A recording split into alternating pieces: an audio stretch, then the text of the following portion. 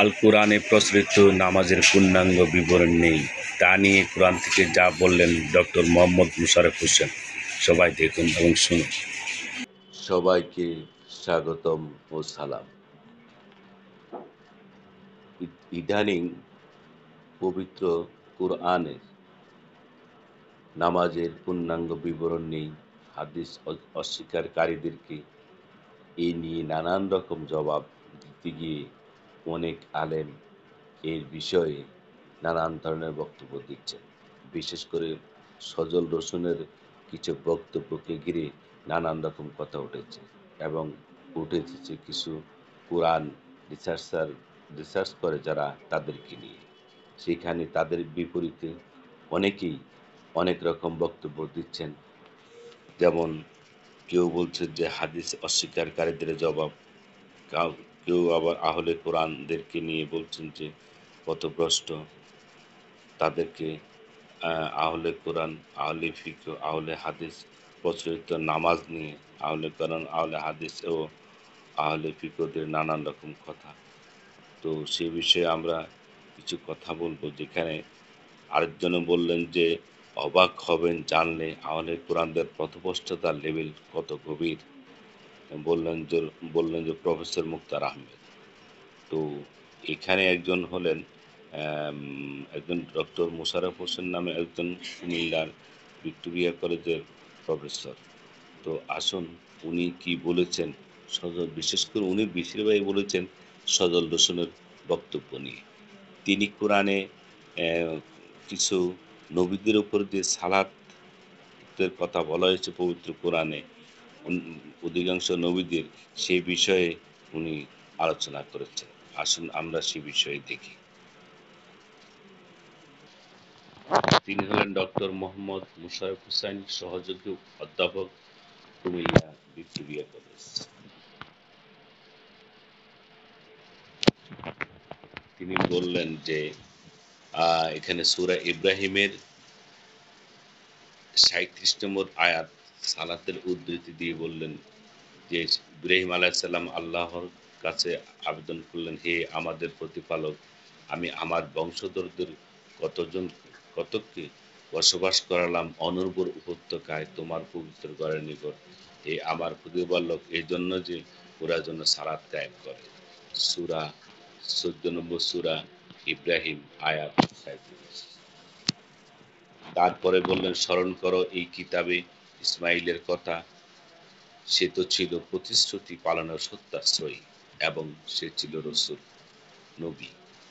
সে তার পরিবারবর্গকে সালাত ও জাকাতের নির্দেশ দিত এবং সে ছিল তার প্রতিপালকের সন্তোষভাজন।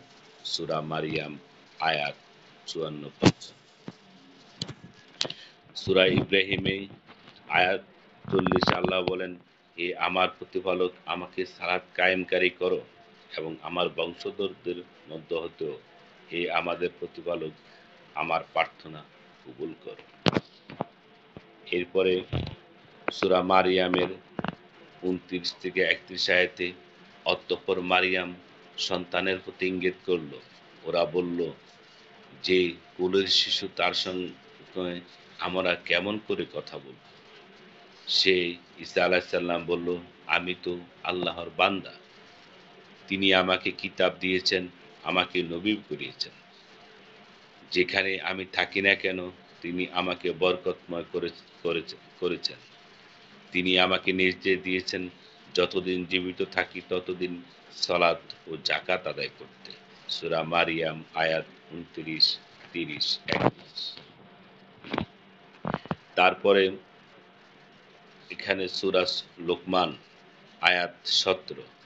লোকমান আলাইহিস সালাম তার সন্তানকে বললেন, হে বৎস, সালাত কায়েম করো, সৎকর্মের নির্দেশ দাও আর অসৎ কর্মে নিষেধ করো এবং বিপদে আপদে ধৈর্য ধারণ করো। এ তো দৃঢ় সংকল্পের কাজ। এরপর তিনি বললেন সূরা আল ইমরানের ৩৯ আয়াত থেকে, যখন জাকারিয়া মেহরাবে সালাতে দাঁড়িয়েছিলেন তখন ফেরেশতাগণ তাকে সম্বোধন করে বলল, আল্লাহ তোমাকে ইয়ার সুসংবাদ দিয়েছেন। এখানেও উনি বুঝিয়ে দিচ্ছেন যে নামাজকে সালাত রূপে যে ইয়াহিয়া আলাইহিস সালাম মেহরাবে দাঁড়িয়েছিলেন নামাজরত অবস্থায়, তখনই তার উপর ওহী নাযিল হয়েছে। ফেরেশতারা এসে তাকে সন্তানের সুসংবাদ দিয়েছে। এটা হলো সূরা ইমরানের আয়াত ৩৯। এখানে সূরা তোহা আয়াত ১৩-১৪। এবং আমি তোমাকে মনোনীত করেছি, অতএব যা ওহী প্রেরণ করা হচ্ছে তুমি তা মনোযোগের সাথে শ্রবণ করো। আমি আল্লাহ, আমি ব্যতীত কোনো ইলাহ নেই, অতএব আমার ইবাদত করো এবং আমার শরণার্থে সালাত কায়েম করো। সূরা তোহা আয়াত ১৩-১৪। সূরা বাকারার আয়াত ৮৩। স্মরণ করো যখন বনী ইসরাঈলের অঙ্গীকার নিয়েছিলাম, তোমরা আল্লাহ ব্যতীত অন্য কারো ইবাদত করো না। মাতা-পিতা, আত্মীয়স্বজন, পিতৃহীন ও দরিদ্রদের প্রতি সদয় ব্যবহার করবে এবং মানুষের সঙ্গে সদালাপ করবে। সালাত কায়েম করবে ও যাকাত দিবে। কিন্তু স্বল্প সংখ্যক লোক ব্যতীত তোমরা বিরুদ্ধ ভাবাপন্ন হবে, মুখ ফিরিয়ে নিয়েছিলে। সূরা বাকারা আয়াত ৮৩।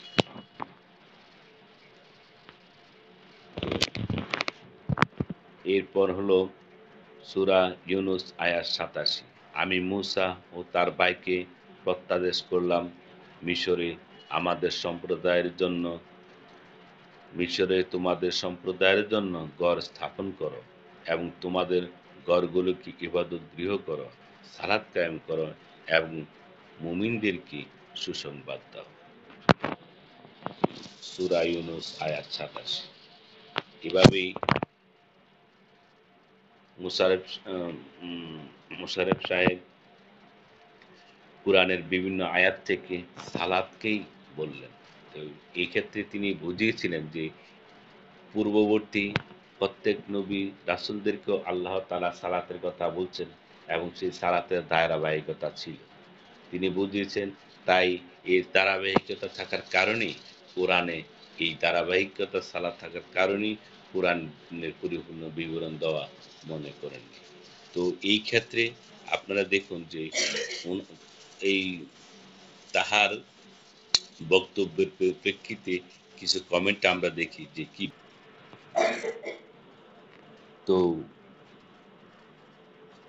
ডক্টর মোহাম্মদ মোশাররফ হোসাইনের জবাবের প্রেক্ষিতে ইউটিউবে কিছু দর্শকের মতামত শুনুন। ইউটিউব বানিয়ে টাকা ইনকাম করার এই পদ্ধতি গ্রহণ না করলেও পারতেন। প্রশ্নের উত্তর আপনি শূন্য পাওয়ার যোগ্য। ইকরা সালাত কই? আপনি প্রশ্নের ডাইরেক্ট উত্তর দেন নাই। মুসা আলাহিসাল্লাম, ঈসা আলাহিসাল্লাম এবং অন্যান্য যারা নামাজ পড়তেন, তারা কিভাবে নামাজ পড়তেন সেগুলোর সম্বন্ধে সেগুলো সম্বন্ধে কিছুই বলেননি। ভাই, আপনার প্রশ্নটা সঠিক। তারা কিভাবে নামাজ পড়তেন তা একবারও বলেন নাই কেন? নামাজ পড়লে নামাজের কি কি আয়াত পড়তো, কোন দরুদ পড়তো, কোন দোয়া পড়তো? হুজুর, এখনো সময় আছে, আল্লাহকে ভয় করুন এবং তার পবিত্র কোরআনের দিকে ফিরে আসুন। সালাত পড়তে যে সূরার প্রয়োজন হয়, সে সূরা ইব্রাহিম নবী কোথায় পেলেন? ঈসা আলাইহিসসালামের সময় বুখারী শরীফ ছিল না, তখন কিভাবে নামাজ পড়েছেন? একটু জায়ন একটু জায়ান খাটান, তাহলে পাবেন। আচ্ছা, জ্ঞান খাটান। আচ্ছা, এখানে বলছেন, মাশাআল্লাহ হুজুর, একটা বিষয় জানতে পারলে উপকৃত হতাম। মুহাম্মদ সাল্লাল্লাহু আলাইহি সাল্লাম এর আগে যে নবী সকল নামাজ আদায় করতেন সেটা কিভাবে পড়েছেন? আমি জানতে চাই। নামাজে দাঁড়িয়ে আমরা তো হাত বাঁধি, সেটা বুকে, নাভির উপরে বা কিছু অন্য কিছু? আর কয় রাকাত নামাজ আদায় করতেন? যেহেতু তখন ৫ ওয়াক্ত কনসেপ্ট দুনিয়াতে প্রচলিত হয়নি, তখন আরও একটি বিষয়, যেটি হলো সুন্নত নামাজ না পড়লে মানুষ গুনাহগার হবে, প্রচলিত আছে। মুহাম্মদ সাল্লাল্লাহু আলাইহি সাল্লাম নবীদের নবী, তার তবে উনারা কিভাবে সুন্নত আদায় করতেন? আশা করি সামাজিক কর্তব্য হিসেবে আমার প্রশ্নের উত্তর দেবেন। আল্লাহ আপনার মঙ্গল করুক। তো এভাবে অনেকগুলা কমেন্ট আছে, আপনারা দেখবেন এবং জানাবো। ধন্যবাদ সবাইকে।